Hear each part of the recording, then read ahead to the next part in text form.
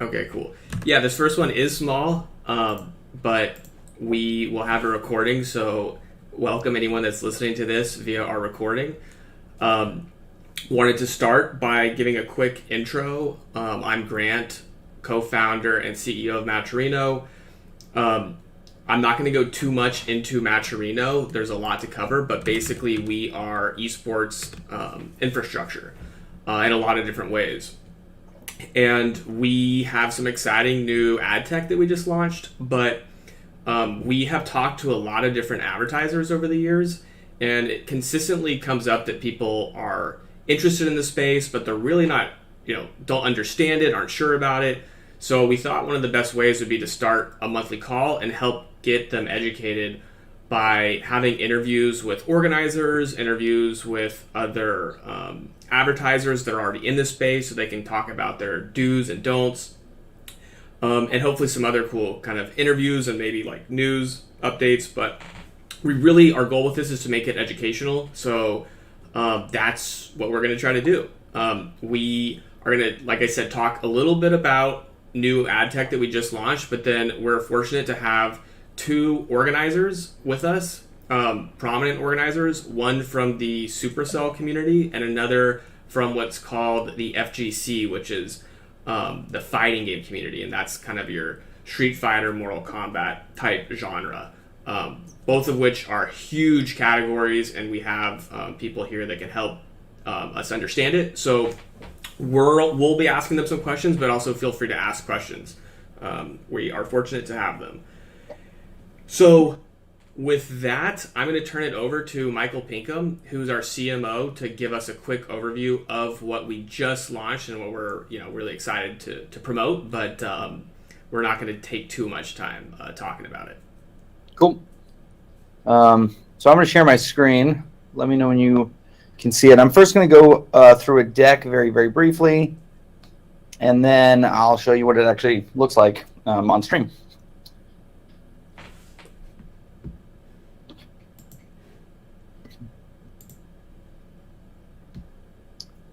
So the sponsor overlay, you can see it, right? The sponsor overlay allows brands to place promotional assets across hundreds or thousands of tournament organizers all at once and tournament events.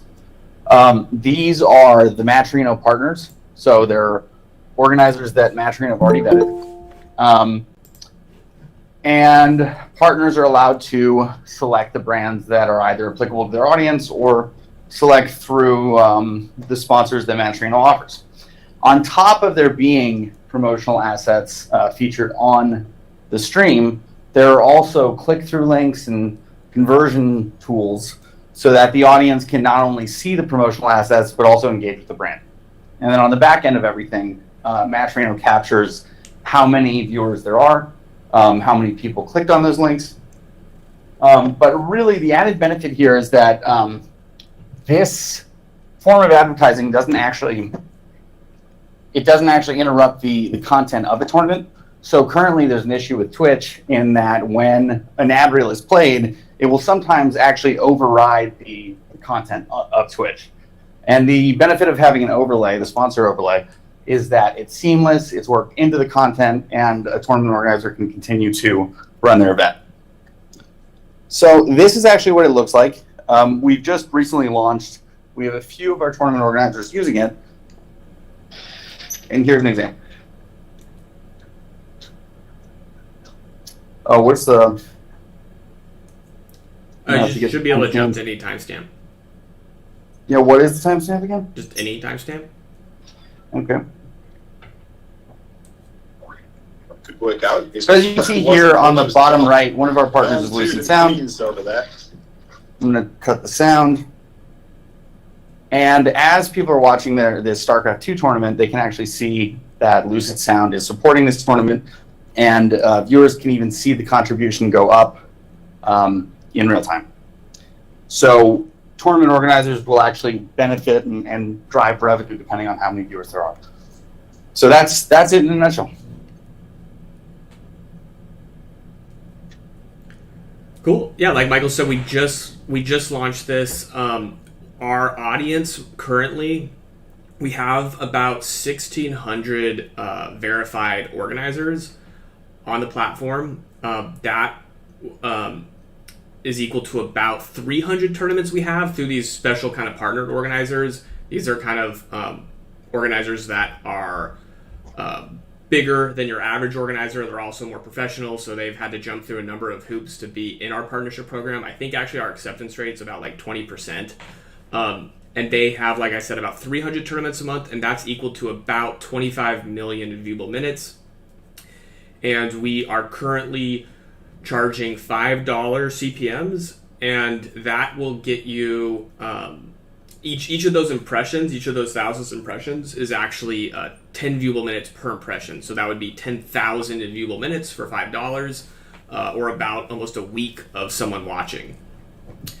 And yeah, to Michael's point, we can scale this, and you're directly into the tournament stream. So it's pretty awesome to be able to scale to this level. I think without a doubt we are, besides Twitch, the easiest way to reach all these communities. But like Michael said, you're actually interacting with the community as opposed to like interrupting their content. A huge difference. And anyway, we can Michael and I can talk about this for a long time, so we won't.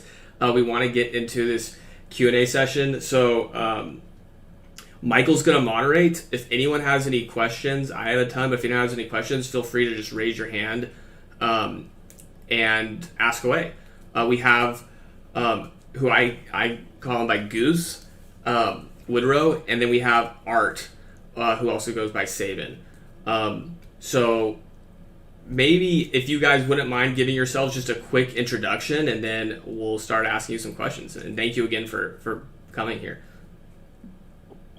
Hello there. Can you guys hear me okay? Yep. Perfectly. Awesome. All right, well, my name is Woody. Everybody calls me Woody, but online I go by Goose, so everybody here calls me Goose. But I am the CEO of Vanguard Gaming, and what we are is we're a mobile esports organization, which a lot of people think is weird, but we're definitely dedicated to the mobile community, and we do a lot of partnerships with Supercell and with Matcherino. And yeah, we're about a year old in North America. So Art, do you want to do both at the same time, or? Oh yeah. Yeah. I can hear you. Okay. Hey, what's up, guys? I'm Arturo. I'm also known as a Sabin or NYCFurby. Like I'm an old school FGC member, fighting game community member. Sorry, that has been in the community literally for like 25 years. Like I've pretty much seen it all, and I've been using Matcherino for about 6 years or so. I'm pretty much at least like top 3 or if not top 5 on the site. You know, I've done like about 1,200 events through Matcherino. Crowdfunding is pretty much a boon for the community. Yeah, and Art, I think you're about to hit like $500,000 raised. Yeah, it's insane. So Goose, when you first started Vanguard, had you been playing mobile titles for a long time? I mean, how'd you choose the mobile market as opposed to FGC? Well, I moved to Mexico when I was in like high school, and I only had a phone. I didn't have any PS4 or anything like that. And all my friends played Clash Royale, so I got into Clash Royale real quick. And that's kind of how I got into gaming. But when Brawl Stars released, that was also another big thing. I played that like, you know, hours and hours a day. And I started a clan with some of my friends just in Brawl Stars. And, you know, then like another clan wanted to join us, so we had like a Discord server. And over the course, it's been about 4 years now since I kind of started with that. It ended up being Vanguard, right? We had a whole bunch of clubs and a whole bunch of clans. And, you know, we started like, hey, what if we turned this into an esports organization and did something real with it, right? Turned it into this now. Nice. So you'd say it was fairly grassroots and kind of built upon itself. Yeah. We had no money when we first started. We just host like these like little $10 events and do like just really small things with 5-10 people. So nice. Go from there. Yeah. And Art, would you say you kind of had a similar path? I mean, I know that you were a player, but how did you get started? Where did you go transition from player to organizer? So like I said, I've been playing for like about 25 years. My first competitive tournament was in 1998. So eventually at some point, you're gonna learn like the ins and outs of a tournament, like like running brackets, organizing, getting people to show up, and then like obviously that was pre-YouTube, right? So like that was before streaming, right? Like I started streaming in about 2009, 2010. I've been crowdfunding on Matcherino since 2016, and like that was kind of the boost that we needed, right? Because FGC, we were getting tons. The problem was we were getting tons of views, but had no way to monetize, and Matcherino pretty much fulfilled that need. Like we were able to directly monetize like all the viewers of the stream, do many different options. So it's been a boon for us. So the pots pretty much went from like $50 to $100 to sometimes even like $1,000 for a weekly, $5,000 for a monthly, $10,000 for a major. Like the sky's the limit, I feel like. Nice. So you're saying when you're talking about the viewers and monetizing them, how exactly are you monetizing them? Maybe for other people in the audience, it's worth going through. What are the levers that an organizer can pull? Oh yeah, so there are a couple of ways to organize. Monetize, which Matcherino is pretty good at, right? So Matcherino, first off, they have they have seed money, which is 25-cent donations for you just to visit the page, right? So Matcherino gives a small amount of money for free in codes, up to 50 to 100 codes, just for visiting the page, right? Once you visit the page, there's multiple ways you can donate to the prize pool. You can buy merchandise, you can buy digital or physical items, and there are these things called sponsor quests, which basically the sponsors they put money into the platform through Twitter, YouTube, Twitch, whatever link they're trying to push at the time, which also boosts the tournament prize pool. They also have an overlay which embeds sponsors into the overlay on stream, right? So it's pretty easy. So as a TO or a streamer, you don't have to think about the sponsor overlays and stuff like that, because Matcherino takes care of all that for you. And as far as the prize money, Matcherino takes care of that too, because you don't have to think about how to crowdfund once you have it set up. There's a whole chat bot going on that constantly drives engagement to the page for people to click, buy merchandise, click sponsor links, things like that. Cool. That sounds great. I mean, it sounds like there are a lot of different things. And Goose, in terms of Vanguard Gaming, how does that kind of fit in the Brawl Stars space? How are your events going? What's the Brawl Stars scene look like at this point? Yeah, we started working with Matcherino in January. I think we held our first event, and I think we've held 7 or 8 of them now. And I think it's been about $4,000. Mobile gaming is it's a very different demographic. So a lot of esports, it's a lot younger, and there's a big community to it, but it's very new. It's very much in the last 5 years is when it kind of started, and so you'll find that it's very hard to monetize your community because they don't have a disposable income, and so they kind of don't know where to put money, and there's not a lot of investment to go into it. But there is a lot of viewership, and there's a lot of people that want to reach that demographic, which is probably ages 14 to 22 is probably the average. And so we've held a ton of tournaments, but we've always struggled to find any type of sponsorship or anything along those lines. So Matcherino was definitely a big help for us there with the Supercell partnership. And Supercell is probably one of the best publishers, one of the best publishers when kind of interacting with the community. So they definitely really helped with helping us develop there. Cool. Yeah. Grant has a question, and I'd like to off that too. What's your my question to Art? You've been in the FGC space for a long time. Has it always grown? And what are some maybe bonus moments for you where you've been wow, this is so much bigger than we might have realized, or the viewership's growing really quickly? And then also, have you ever seen it slow down, and why do you think that is? And maybe some of your insight into more of the recent, is it continuing to just explode, or where is it right now? Right now, I would say the FGC is probably bigger than it's ever been, and like I said, so the times where it slows down, right? So FGC Roots started in arcade, right? arcades stopped being relevant around like 2000 or so. So during from 2000 to say 2009, there was like a whole dark period. There was no new games. People were playing the old games, but for the people that were in the scene, it wasn't dark because they still had games to play. They could play them for 10 years, 20 years, or whatever. You know, it's kind of like chess, right? Where like the game never dies, right? 2009, Street Fighter 4 comes out, changes everything. That's also when streaming starts taking off. So there's like a boost in new players, right? And these guys are called 09ers, right? So like there's like a whole influx of new players. I think like Street Fighter 4, it was the headliner of the FGC. Started getting thousands of entrants at Evolution, which is the largest fighting game tournament, right? Fast forward to today, there's a bunch of when you think of the FGC, you don't want to think of it as one unit. You want to think of it as a sub-unit of niche communities, right? So it's there's about 50 to 100 games in the FGC, right? And because at big tournaments they have all of these games, right?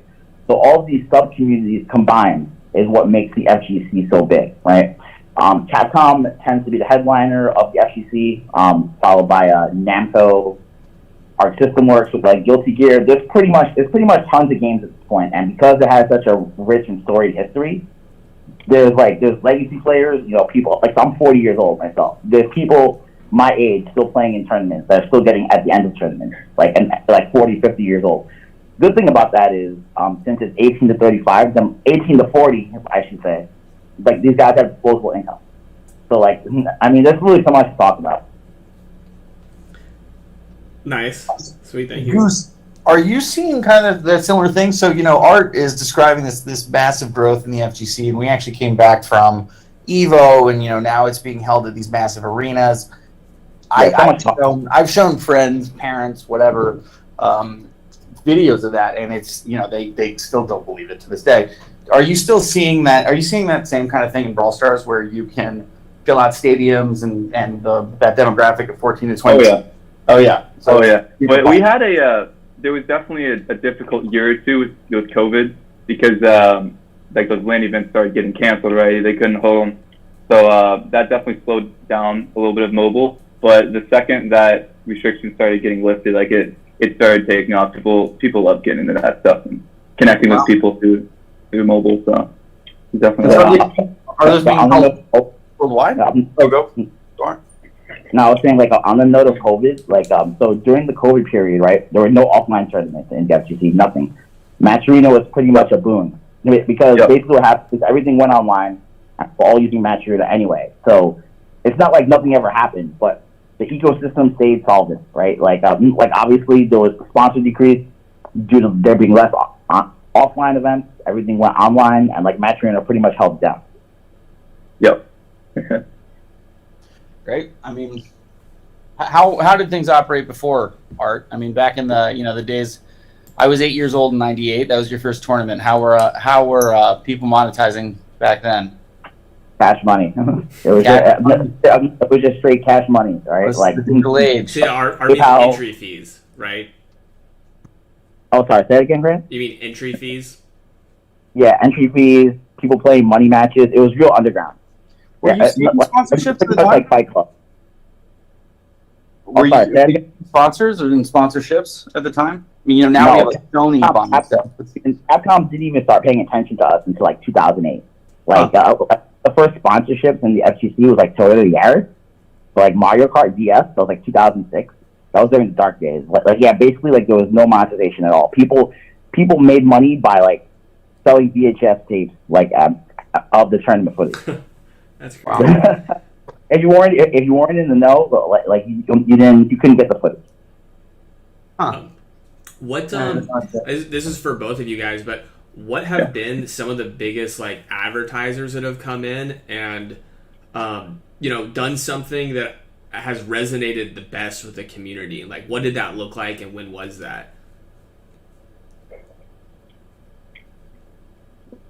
There's definitely a lot of tech sponsorship that comes through esports because tech just loves esports. It's a young demographic. I definitely see a lot of sponsorships coming from Samsung. I know there's a lot of things. I know one of the major teams in mobile. They sent a what's the new watch they have or something like that.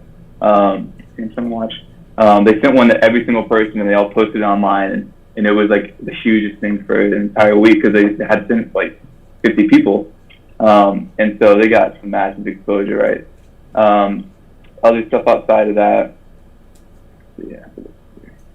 You'll see like Web3 is definitely a big thing coming in. We just had a partnership with Artera Labs where we launched a collectible with them that lets us do a lot of cool stuff there. I know Supercell does like a lot of stuff with like doing skins in game. So they'll like launch some people, like I know Line Friends is one that they did like some merchandise, and they also launched skins in game, and that's a whole lot of sales that they get through there. Sweet. Makes sense. Yeah, actually, this I would be really curious to hear both your guys' opinions, because I feel like a lot of sponsors sometimes they look at the game and they think my product needs to be directly related to that. So a good example is Samsung phones and the mobile market, where you might have arcade sticks and fighting games. Do you think that it has to be that linear, or do you think that there's cross-pollination between communities? So someone plays All-Stars, are they playing Street Fighter as well? I definitely think you can cross-pollinate in between communities. It's like even if the product you're marketing isn't relevant to the FGC or games, you have to keep in mind that because of the advantage of there being so many sub communities, what that means like for a stream is that product placement is literally like 12 hours a day for like 3 days, right?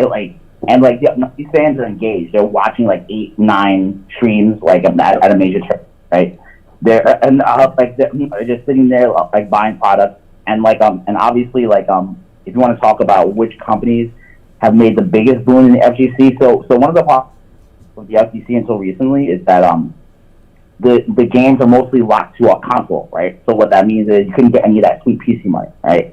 Now I'm making a move into a PC, so that's opening up like a whole new ballpark, right? So now this is yet like another reason why the FGC is just straight up growing, because now PC sponsors are getting involved, and obviously with that there's a snowball effect. There's literally so much I can talk about. I'm trying to fit it in like a minute, Yeah. No.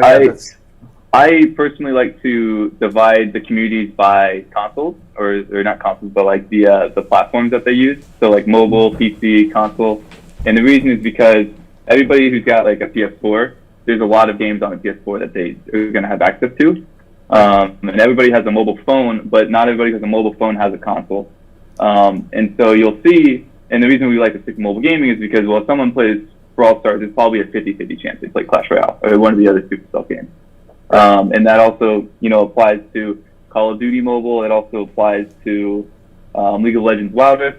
And then another thing you'll see is that a lot of PC games are starting to pick up. Well, mobile gaming has the majority share of the mobile games market. They have, I think it's 51% last year of the mobile games market, meaning that there's just a ton of money being made through mobile. And although mobile esports hasn't really caught up yet, they're noticing, well, if we get in now, there's going to be some massive growth in that space. And so they have Call of Duty, right, which is a PC game, and they're going to create Call of Duty Mobile, which was a pretty big release a couple years ago. And so there's that cross-pollination. It's like, well, okay, they're putting the community together, right? And then they have, that's happening all over right now in mobile. Yeah. Like they have Wild Rift came out this year, they have Valorant coming out, they have Overwatch coming out next year on mobile. So there's definitely a lot of cross-pollination. That's a great point. I mean, if you think about even, a game like Fortnite, probably one of the biggest games in the world, it kicks off in PC and console, then suddenly it's mobile, and then they're successfully basically breaking the walls between all the platforms. That's really interesting. Yeah, it's crazy. I was funny that you say Fortnite, because Fortnite did so well. They made so much money through in-game purchases that Apple actually banned them because they weren't sharing the profits because of the way the in-game purchases were made. It was insane. Yeah, so. yeah, that lawsuit. Are they still banned from the Apple Store? I don't think they're on there, if I'm not mistaken. I think they're off, like, entirely. Yeah. And they're like, no, we're not. They were like, we're not switching, and they're like, well, we're not going to let you back on. So it's crazy. I have a question for both of you guys too. Sorry, it's a question for both of you guys. But when it comes to viewership, like, what are ways that you guys, the levers that you pull to just be like, I guess maybe one way to maybe talk about it is if you had a big budget right now and you were like, we're gonna just blow up the viewership, what are the things that go into that in terms of like bigger prize pool or promoting it or getting the players or?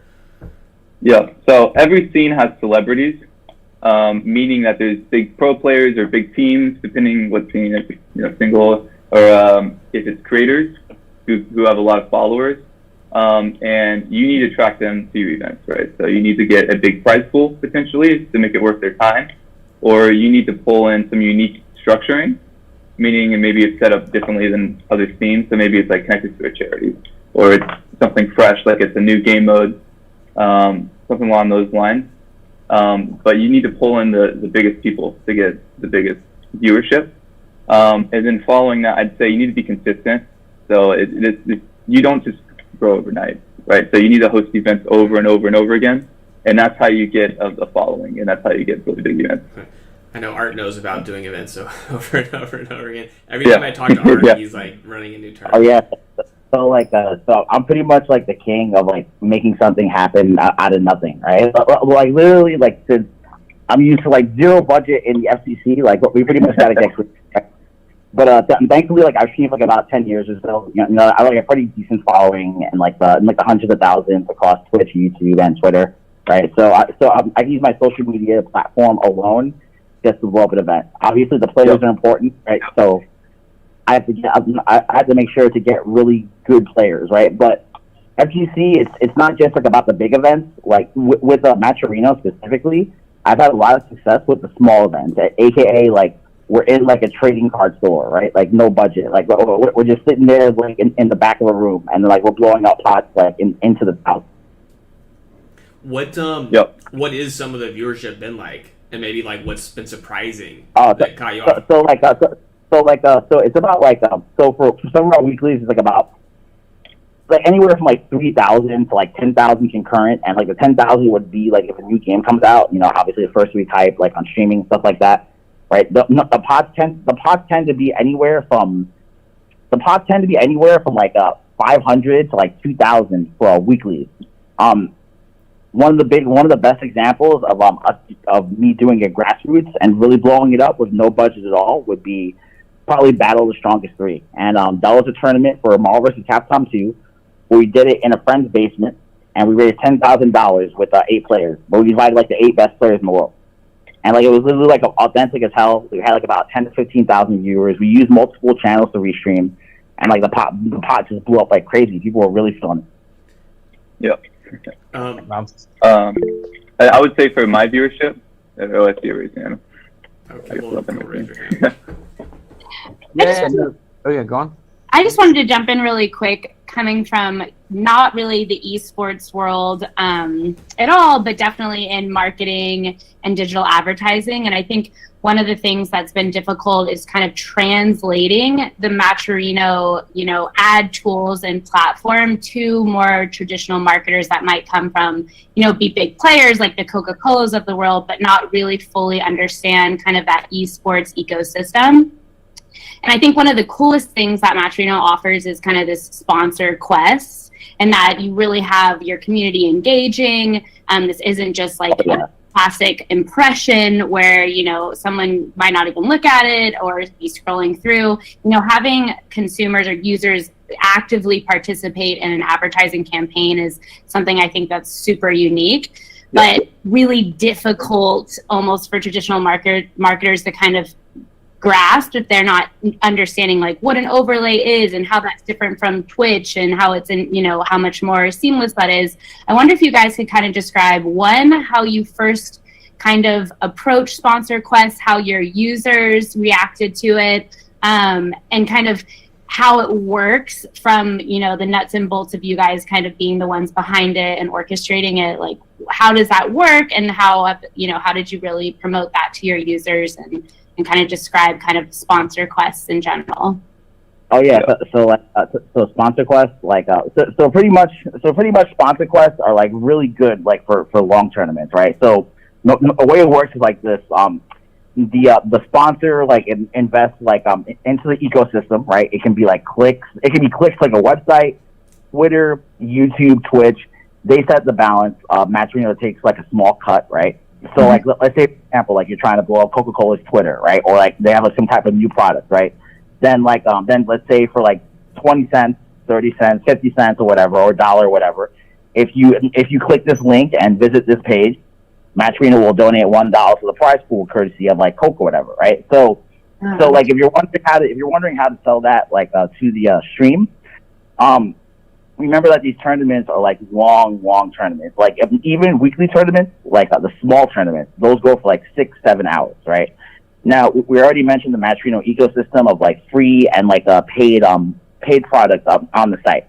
So obviously, since these are long form tournaments, right, and viewers come in and out of the stream, eventually like the people watching, they're going to be tapped out of Grassroots money, right? But then that's when you get them. Like, as soon as you feel like the stream is tapped out, and let's say experience, from streaming and crowdfunding and trying to blow up the pot, once you feel that the stream watching is tapped out, you sit there and literally get them to click the sponsor quest. And then literally you have like 10, 15, 20,000 people just click, because it's free money. And then the sponsors get like all this extra engagement, and it's all natural too. That's awesome. Yeah, so it actually adds like a bit of this gamification on, on top of it, which, no pun intended, is in the right community. Yeah, exactly. Because like you guys advertise, but you get where I'm coming from. Yeah. Well, when Art says tapped out too, just for my like quick perspective, when we first launched Matcherino, it was just donate to the prize pool. And we were blown away by how much people donated. But just like with any kind of donation drive, it hits a wall where it's like, okay, we did it, we did what we could as a community. So what Art's saying is like, he goes until they're kind of like, people are done donating, and then it's like, hey, let's donate with, the advertiser tools or the sponsor tools that Matcherino is providing. I feel like that actually interesting because it highlights the brand. So the brand's not in the background, and it's like, melded in with Grassroots and trying to get the, the core of the community. It's almost like the saving grace at the end that comes in and, kind of is able to like bolster that pot. So that's cool. Awesome. Thanks for describing that. Yeah, with our partnership with Supercell that they did with Matcherino, they actually created some in-game cosmetics, like a pin, which is something that you can use in-game. And what they did was they said, if you donate $5 to this prize pool, then you'll get an in-game pin. And then also Supercell would match to the $5. And so we held our first event, and our prize pool actually almost tripled in size because everybody wanted to get this pin in-game. They're like, well, it's the only way to get it, so I'm going to give money to get it because they're collecting the items and stuff like that. So. What is an in-game pin is? Yeah, they usually call it an emote. Do you know what an emote is? Like where you can press it while you're playing the game, and like it'll show off your little cosmetic. But they call it pins in Brawl. It's the same thing as an emote. Gotcha.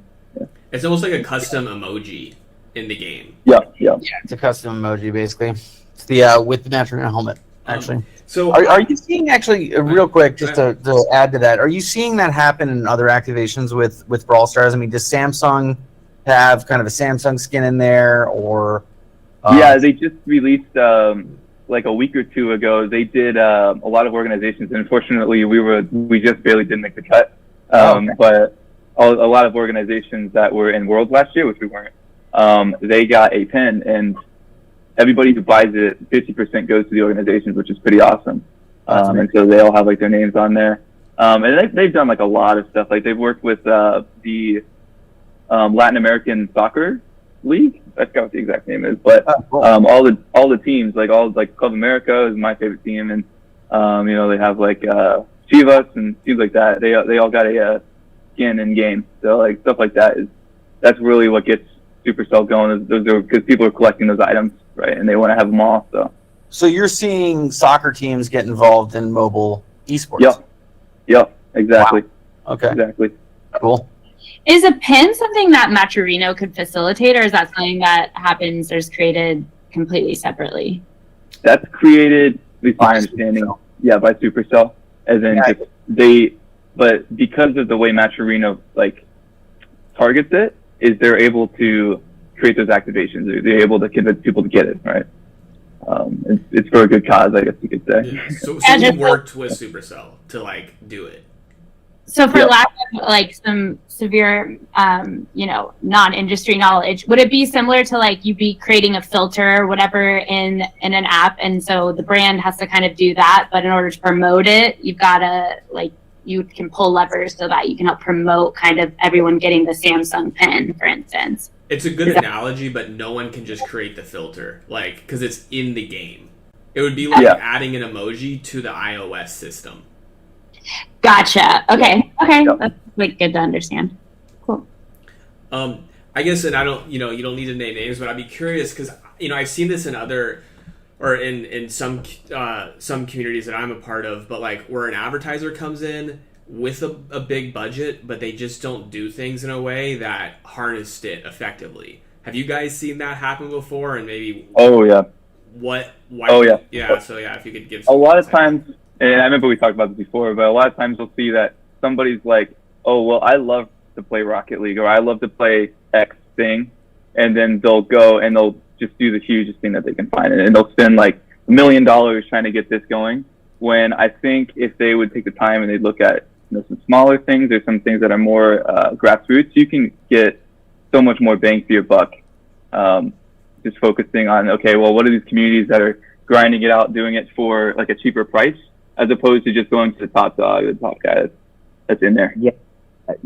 Like I definitely agree with that. And like I feel like Rocket League and the FGC kind of have like very similar parallels on that front, where it's like it's not about like crazy big spend, and like that's kind of like the Matcherino philosophy in the first place. So the Matcherino philosophy kind of is one tournament alone is not worth. Like, it's not really worth anything. Small tournaments, I'm saying. Obviously, you have like your super majors and stuff like that. But if you combine the scale of like thousands of small tournaments, now we're talking, because you're harnessing grassroots. Yep, and that's why in Brawl Stars it's similar. Like the leagues are the ones that get the highest viewership, because every week all of the pro community is tuning in to this one event because they want to know who's going to take the lead for that week. And at the end there's the whole big tournament, which also gets huge views, but they'll have probably 15 events over the course of a couple months because it's a league, and that's where the huge viewership comes in, because of that consistency. Yeah, I was actually that's part of the reasoning behind the overlay actually, is because we kind of figured that conversion rates are typically higher on more smaller communities but with more loyal fan bases. So people who love Vanguard, there might be 10,000 of them, 20,000 of them, but they all really love Vanguard. Or you might have Sabin, and Sabin's had all his fans, and so maybe he's not pulling in millions and millions and millions of views per event, but you end up seeing a better. Just to give a couple examples of why they'd be more committed. In a big community, you have a Twitch chat with someone who's watching 20,000 people. They're probably not reading all of the text, because there's just so much people coming in, and they're probably not saying, hey, welcome to the chat when they join. But if you have a smaller community and it's like, you have a couple hundred people in there, or maybe 1,000 even, every time someone comes in, it's like, hey, how's it going? And they'll have a conversation with their fans. Right. And the same thing on Discord is, you'll talk to your fans when you're not even streaming. And so you definitely build those loyal fans.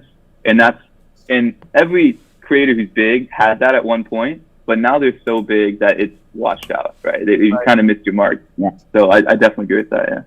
Yeah. Sure. I've pulled thousands of dollars with like 50 to 100 viewers. Seriously. Yeah. So like even though obviously you want to scale this up, don't sleep on the small community. It's the scale of those small communities that really adds up and makes Matcherino the platform amazing. No, that's good to hear. Couldn't agree more. Funny. I guess one of my follow-up questions is, and this is, it's probably hard to answer, but when I talk to people about esports, it's a little funny too, because this doesn't really happen so much these days, but before I'd have some people ask, like, is this a fad? And kind of my response to that is, well, sports is just becoming digital, so it's not like this is some crazy new thing. It's really just, people like games in general, and games again are becoming digital. How long do you guys think it's going to take, / will it get there or is it going to look differently where, you know, you're going to go into a bar and maybe watch it on TV, or basically like when is it going to get as big as traditional sports? Do you guys have any, you know, thoughts on that? I think it'll be when the demographic starts to match, if that makes sense. I mean, it's just one way to look at it. And so, like, when the older community gets into it, what's better? Yeah. I mean, if you ask me, like, I feel like the demographic is already here already. It's like, definitely. Like I said, like, I'm 40, right? So, like, I'm like the old guy, right? Everybody younger than me is already born into games. From my generation, like, I had to tell my parents, like gaming is a waste of time. Like, they always tell me gaming is a waste of time, right? So, like, the generational gap has now shifted. So now, like, my generation's having kids. So I feel like it's here. You just have to, I mean, like, I would say it's already as big as traditional sports, with the caveat being you have to understand that these are sub-communities for each different game. You combine the sub-communities of all the genres, and yeah, it's bigger than sports. You just have to pick your slice pretty much. And, like, that's where the advertising comes in, because you can obviously have really effective targeted marketing. So you think in like 10 years it might be on at the local bar? Yeah, I would say it. And I mean, I've been to, like, I went to City Barbecue one time, and they had the Overwatch League streaming on there. I'm like, whoa, Dad, look at this. And he's like, what is that? Oh, that's a video game. I had to explain it to him. But I definitely think in the next decade we'll see a shift like that. Yeah.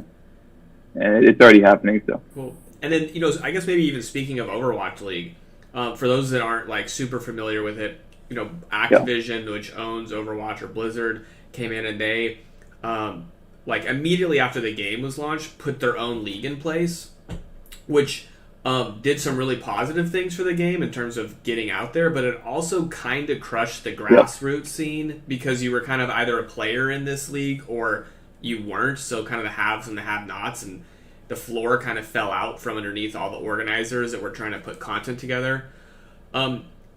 How do you guys view the relationship between, I guess, you know, what's a healthy ecosystem? How does the organizer, or the publisher interact with their organizers? And I guess, yeah, any thoughts on that? I would say that it's not necessarily that either or is the correct answer, but it depends. Like, if like the Overwatch League kind of started to fall apart after a couple of years, and the reason is because there was many things, like the meta of the game wasn't entertaining to watch. At least they felt like the characters weren't so good, so they're like, okay, we don't want to watch, and the logistics were difficult. But I would say if they would have fixed those issues, that didn't have to do with them being in control, I think it would have gone really, really well, as opposed to how it did.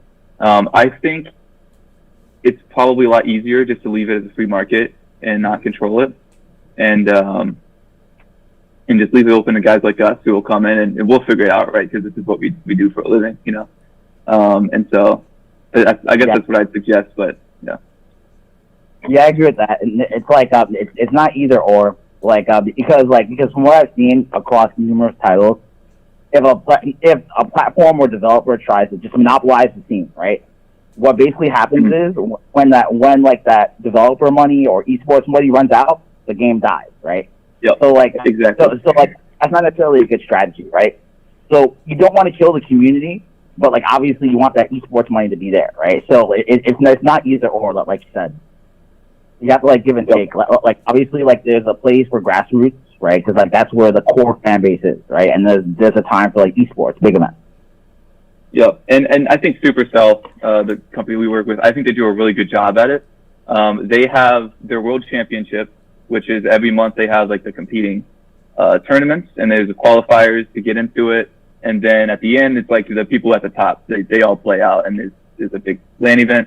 But they also, that's not the only thing, right? They don't have like a control of the market, so they also put money into the Matcherino partnership that they have that we've already talked about. They put money into Queso Cup, which is an organization like us. They put money into ESL. ESL does a lot of things in Brawl Stars. And they're facilitating the community there instead of controlling it, if that makes sense. Mm-hmm. Oh, yeah. And then also one of the nice things about Matcherino, too, like just to touch up on that, it actually makes it easier for like some of the big developers or platforms or sponsors to basically get through all the red tape, right? So obviously, like when you do an esports event and you're dealing with sponsors, there's tons of moving parts, right? Tons and tons of moving parts. You have to go through multiple lawyers, this, that, and the third, right? I mean, at the end of the day, like I understand why it's done, but for the end user, aka the people being at a tournament, like it's basically really annoying, right? Because people don't know like when the red tape's gonna end, why, and like Matcherino pretty much cuts through all that, right? Like so everything that we said about the platform, like it really caps out with pretty much immediate payment, right? The players get paid immediately to have their info, and like that's like a huge boon for everybody. It's like you don't have to sign no W-9. Matcherino handles the tax forms. Like it makes things easier. Nice. Hey guys, we're gonna maybe allow one or two more questions if there are any, and then would love to hear what you guys are soon up to. But first and foremost, are there any other questions before we get to that? I guess I was just gonna maybe touch on something Art said too. When it comes to like the red tape, I think Art, you're talking about like if a big advertiser comes in and they want to spend a bunch of money, maybe putting on their own first party event. A lot of times publishers will have kind of community licensor agreements where typically what we've seen the threshold be if there's an event with like a $10,000 or more prize pool, then the publisher wants to basically hand approve the event. Who's sponsoring it? A lot of other questions along those. They basically need to give it their blessing. So by able to reach a bunch of grassroots, you can actually spend a big budget and not necessarily trigger those issues. Matcherino also, we put on our own tournaments if advertisers want to, and I will say that we've always gotten approval. But that's what starts talking about. Like the publishers basically want to be a part of the equation when the events get big enough. And that's not every scene. Some scenes they have a policy that's just like you can do it as long as XYZ, and then other ones are like you can't do it ever. But it definitely depends on the scene. Yeah, most of them in the middle. Cool. You guys, thanks for actually jumping into this. This has been super informative, and even from my perspective, because I work with both of you every single day. This has been really educational. So tonight we're actually going to have another pretty big event showcasing the sponsor overlay. That's worth noting. That's going to be with Sabin himself, Art, who's in the call. But what else do you guys have going on that's coming up? I mean, tell me, what are these events? Where can the sponsors find them? Where can they find your content? Oh, so actually, I'm not doing the event tonight because I'm on the call. but yeah, generally. So if you want to follow me, I'm at NYCFurby on Twitter. I'm at FGC Sabin on YouTube, and I'm on Twitch at NYCFurby, right? And just looking through my VODs at FGC Sabin, you can pretty much see like throughout. So like here's another thing that's dope about the whole Matcherino ecosystem, right? Because of the VODs, like advertisers can pretty much double dip, right? So do the YouTube VODs because the YouTube VODs will get shown, and those are forever. Those are basically forever.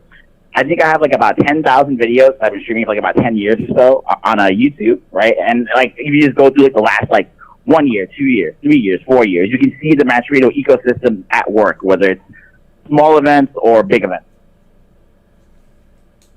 Yeah, no, thank you. That's a good point. We definitely try to clarify that not only with our technology are you embedded into the live stream, but it's going to persist on forever in the replays. So thank you for helping pitch that. Yeah, people, sponsors actually don't realize that sometimes. Yeah, you have to tell them. Here's what you got cooking. Yeah, I think that's huge, honestly, for advertisers. The understanding that video will be watched over and over and over again and lives in perpetuity, and that does. And I wonder if there's any way. I know each obviously different tournament will have different viewership, but it'd be interesting to try and track like low, like a small grassroots, medium, large, and just kind of say like 30-day look back, 60-day look back, 90-day look back, just how many more views they can on average, because they'll that when you look at like YouTube if you're looking against like other video streaming platforms, while not esports, but big competitors, I would assume, of yours would be those that are running on YouTube platform. And that's something that once your ad runs, like once you've got your certain amount of bought impressions, you're done. Like that ad will never run again. So I think that that's actually a huge selling point. That I agree with that. Like, I mean, to touch up on that, I've had tournaments, right, where I've had, like I said, I have had 100 viewers. No one's watching on Twitch, but then the VOD blows up to like 1 million views. That's wild. Like that would be something wild, right? Yeah, wow.